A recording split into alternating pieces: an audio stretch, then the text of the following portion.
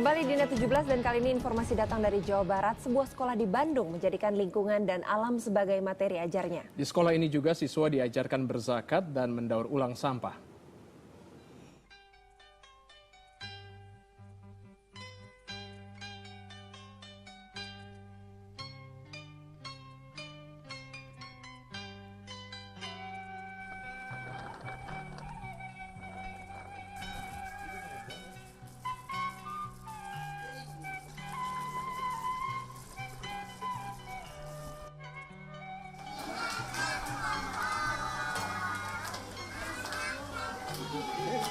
Tanpa bangunan megah, tanpa bangku dan meja, serta beratap dan beralaskan terpal dengan pagar dan rangka bambu.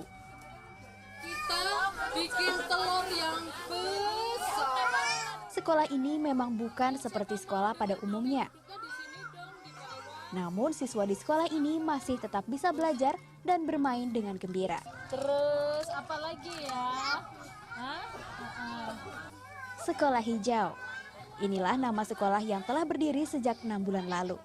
Terletak di Desa Pasir Angling, Lembang, Bandung, sekolah ini jauh dari hiruk-pikuk kota. Karena sekolahnya jauh, ada 2 km dan biaya memang terlalu mahal, kita mendirikan sekolah sini sebab biar dekat sekolah di sini. Memang mayoritas anak di desa ini tidak bersekolah. Keterbatasan biaya dan jarak sekolah di kota yang jauh menjadi penghambat mereka menuntut ilmu.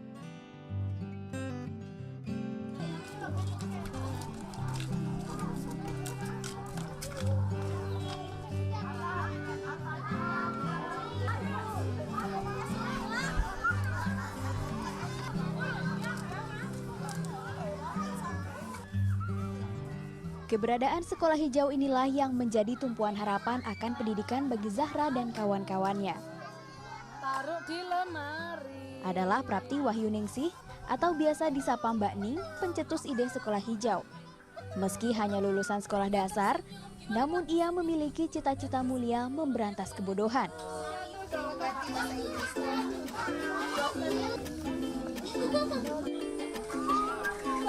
Sekolah hijau di Pasir Angling ini bukanlah yang pertama. Wanita 35 tahun ini juga sudah mendirikan beberapa sekolah lainnya, seperti di daerah Karawang, Bogor, dan Ujung Beruk. Sistem belajar sambil bermain diterapkan di sekolah ini, dan sekolah yang hanya diadakan pada hari Kamis, Jumat, dan Sabtu ini tidak mematok biaya besar. Setiap harinya murid hanya membayar Rp1.000.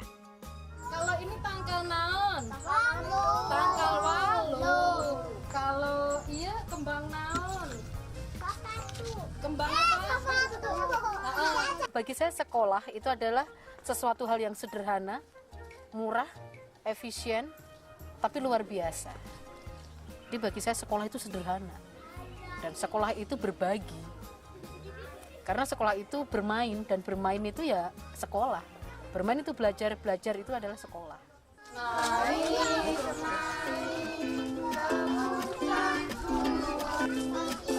Tak seperti sekolah kebanyakan, siapa saja bisa menjadi pengajar di sekolah hijau. Tidak ada batasan tingkat pendidikan ataupun ilmu yang bisa diberikan. Karena anak-anak di sini kan sekolahnya jauh gitu. Biarpun saya cuman lulusan SMP, nggak sekolah tinggi, tapi saya ingin mengajar di sini. Gedang, apuket, terus itu apa? Kopi. Di sekolah hijau, para siswa diajarkan mengenal alam sekitarnya. Mana walu? Mana? Ini namanya pohon tebu. Bahasa Sundanya tiwu. Ya, tepuk tangan. Mereka dikenalkan pada tumbuh-tumbuhan dan hewan ternak. Yuk merah susu sapi. Yuk merah susu sapi yang bener yuk. Taruh di bas. Taruh di tangki, tumpahin. Selain itu, pembelajaran untuk peduli terhadap lingkungan juga diberikan. Salah satunya lewat daur ulang. Sejak dini, anak-anak mulai dikenalkan dan ikut mengumpulkan sampah untuk didaur ulang.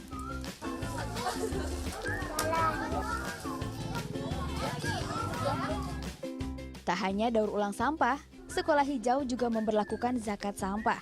Sekolah ini menerima sumbangan barang-barang yang sudah tak terpakai. Barang-barang bekas ini kemudian disulap menjadi barang yang lebih bermanfaat.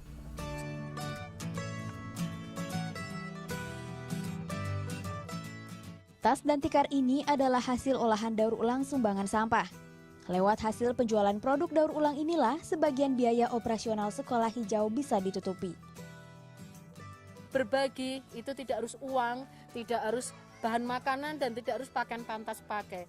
Sampah pun bisa berbagi. Dengan kata lain, kita tidak memberikan ikan, tapi kita memberikan kail.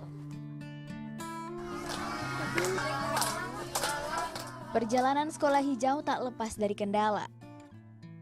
Minimnya fasilitas dan dana acap kali menjadi hambatan.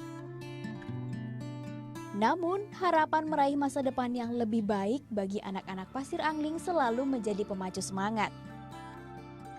Lewat sekolah inilah sejuta harapan digantungkan. Amelinda Widya, Henry Hardi melaporkan untuk NET.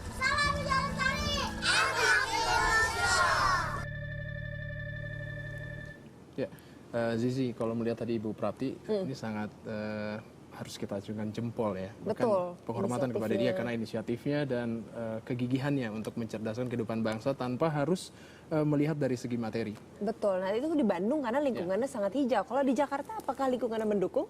Bisa juga mungkin untuk mengurai kemacetan. Nah,